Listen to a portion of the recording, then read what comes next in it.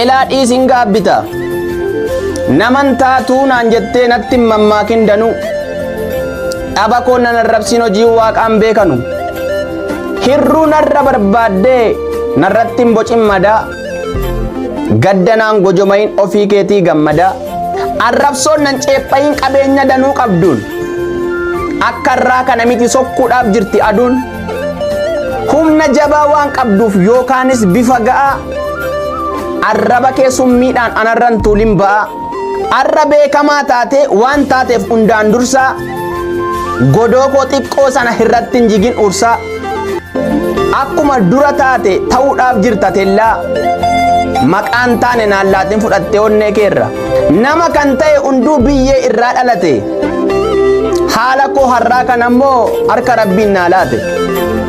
ani filadhee miti dhabaa koo bagaleessaa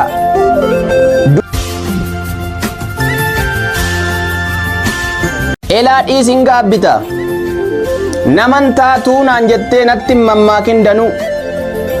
dhaba koo nan arrabsin hojii waaqaan beekanu hirruu narra barbaaddee narratti hin bocin madaa gaddanaan gojomayin ofii keetii gammadaa arrabsoon nan ceephayin qabeenya danuu qabduun akka irraa kana miti sokkuudhaaf jirti aduun humna jabaa waan qabduuf yookaanis bifa ga'aa arraba kee summiidhaan anarran tuulin ba'a arra beekamaa taate waan taateef hundaan dursaa godoo koo xiqqoo sana irratti hin jigin ursaa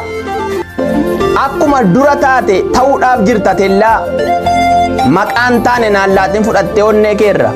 nama kan ta'e hunduu biyyee irraa dhalate